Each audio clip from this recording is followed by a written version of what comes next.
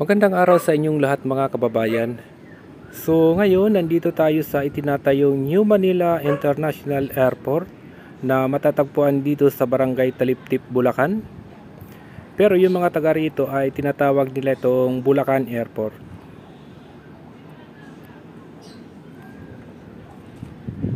So itong nakikita ninyo mga kababayan, ito pa yung dagat patungo ng New Manila International Airport.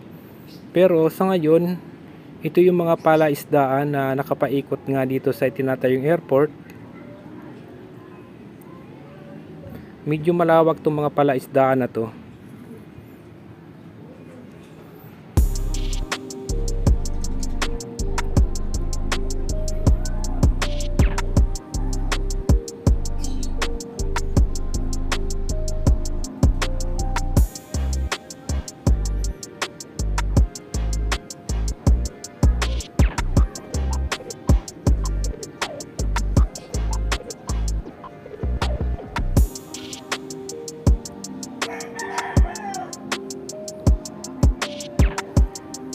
So malapit na tayo dito sa itinatayong airport.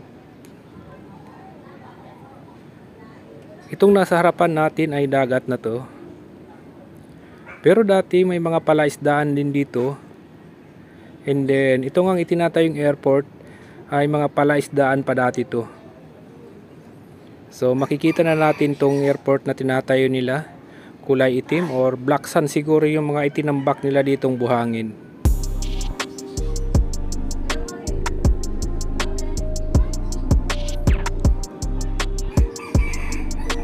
Itong tambak na buhangin dito sa area na to, medyo matagal-tagal na to.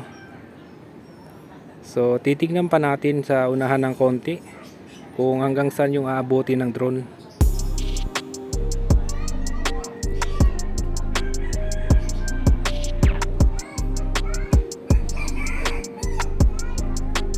Pero pag natutuyo yung buhangin, medyo nagkukulay brown na siya. Hindi na siya kulay itim or black.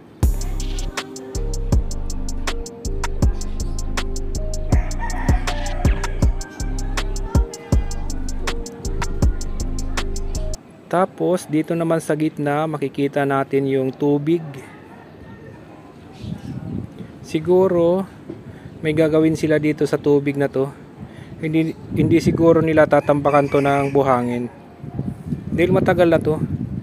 Itong magkabilang gilid na tambakan na nila, pero itong sa gitna hindi nila tinatambakan yung tubig. So tuloy pa tayo sa unahan.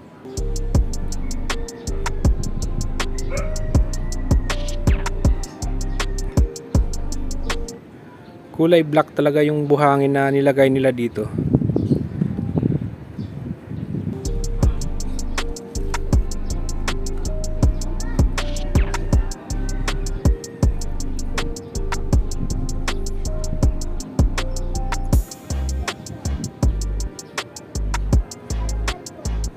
Tapos natatanaw na natin tong tinatambakan din sa kabilang dulo. Yan o. Parang tinatambakan muna nila sa mga gilid ng mga black sand or buhangin bago nila tatambakan yung gitna. Medyo matagal-tagal na itong tinambakan nila. Pero yung gitna may tubig pa rin. Hindi pa natatambakan. So silipin naman natin itong gitna.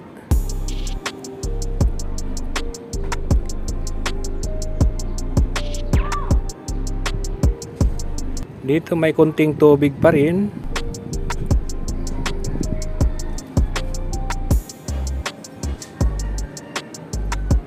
So ito na yung gitna nitong itinatayong airport.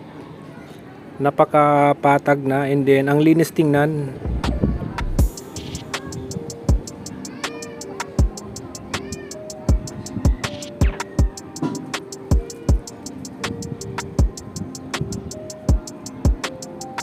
So malalim siguro yung tubig nito dito sa gitna.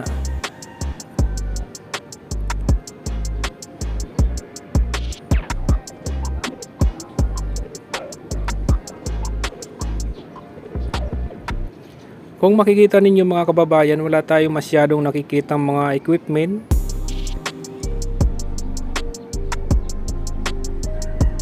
Baka nandun sila ngayon sa kabilang dulo. Hindi lang natin sila maabot o makita dahil napakalawak kasi nitong itinatayo nilang airport. Hindi kayang ikutin ng drone, bali malayo yung drone natin, naka-zoom lang to.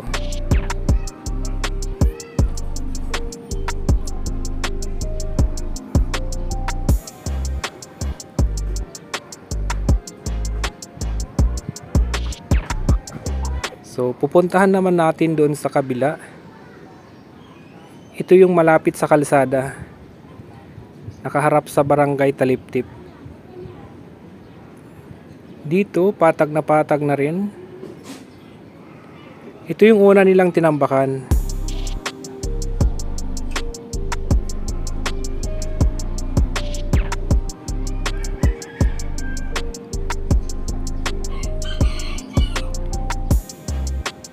Tapos ito yung nasa tapat natin.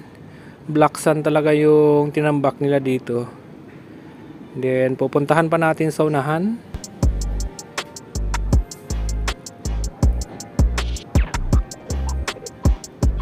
Tapos yung mga guhit naman yan yung mga dinadaanan ng mga sasakyan papunta doon sa kabila or doon sa dulo. Dito tinatambakan naman nila uli ng mga buhangin. Dati nang may tambak to, kaya lang parang pinatungan nila uli. So isusum natin para makita nyo.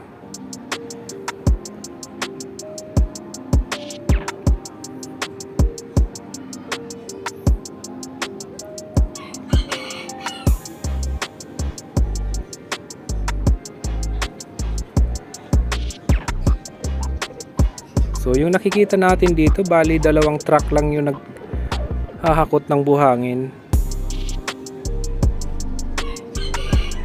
Tapos pinapatag din ng mga payloader pagbagsak ng buhangin.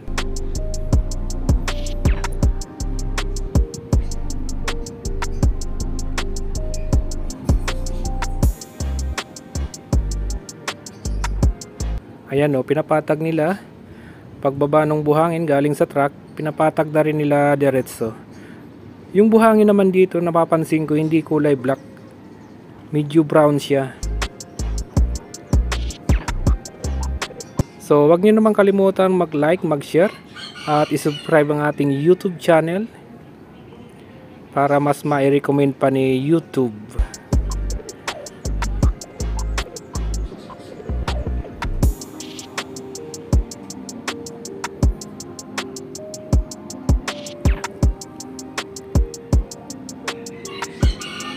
So ito yung nahakot nilang mga buhangin, galing lang to sa kabilang dulo.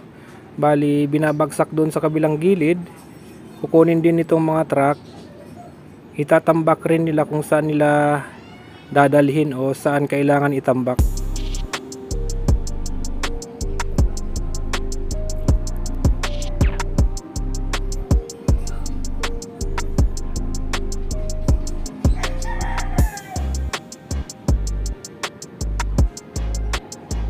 So pabalik-balik lang yung mga truck dito na naghahakot ng mga buhangin. So mamaya titingnan natin kung masisilip natin kung saan ba nanggagaling yung mga buhangin na itinatambak nila dito o hinahakot nila. So ito na yung kabuuan ng airport. Yan no. Napakalawak ng tingnan.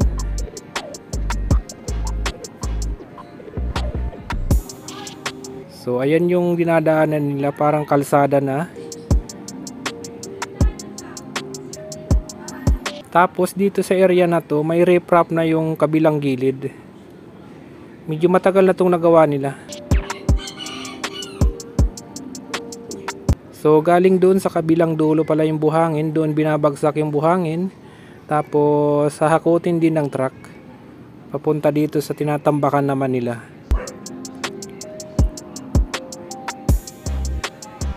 So ayan mga kababayan, maraming salamat sa inyo.